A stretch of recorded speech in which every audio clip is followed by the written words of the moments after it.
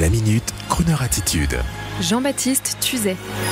Meghan, Harry, Kate, William ou la guerre des marques et des droits d'auteur. L'autre jour, une collaboratrice me disait à propos du prince Harry et de Meghan Markle, duc et duchesse de Sussex, « Ah, c'est bien, les petits veulent être indépendants, ils veulent travailler, c'est bien. » Mais ma chère, lui répondis-je, mais ils travaillent déjà, et c'est un boulot bien connu des agences de communication, de la presse et des médias. Cela s'appelle acteur initiateur commercial de droits d'auteur et d'une marque déposée. Mais oui, mesdames, vous qui êtes actifs dans le domaine du juridique, vous l'aviez compris. Meghan et Harry, duc et duchesse de Sussex, ce sont des marques désormais hyper bankable, initiant des captations télévisées mondiales, des droits photos vendus dans le monde entier, des millions de produits dérivés du mug à la carte postale. Et le problème en ce moment, c'est que la marque Harry et Meghan est en train de tout exploser au compteur, dépassant les marques Windsor, Cambridge et même Elisabeth II, tout comme il y a quelques années, Lady Diana avait raflé la mise. Nonobstant que la très arriviste et professionnelle Meghan, que l'on surnomme désormais dans des milieux autorisés My Gain, les anglophiles comprendront, Meghan a eu l'astucieuse idée de déposer la marque Sussex Royal. Ce qui fait dire à l'ancien régime qu'en leur supprimant leurs titres royaux, cela empêchera peut-être leur commerce et surtout de ne pas dévaluer la marque. Ou les sous-marques Windsor, Cambridge, Buckingham Palace, belle marque aussi ça.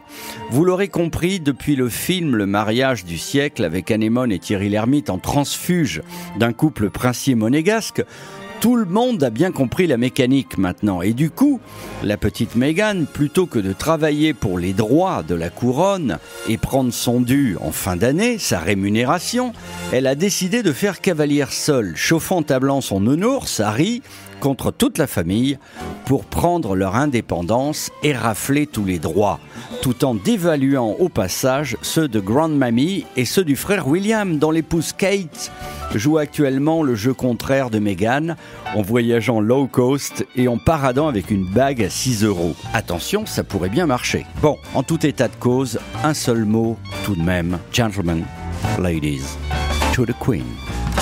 I've waited so long for my moment in the sun. I've tried to stay calm, but come on. It feels like a con. I've worked it now. I'm done. It's time to move up or move on. I read all the books, they keep telling me to manifest my dreams. That good they do. I make it. How long will it take to them long? It seems. Is this the high life? And why am I wearing promos? Is this the high life? I don't think so. Is this the high life? And why do they just got my credit cards? Is this the high life? I don't think so.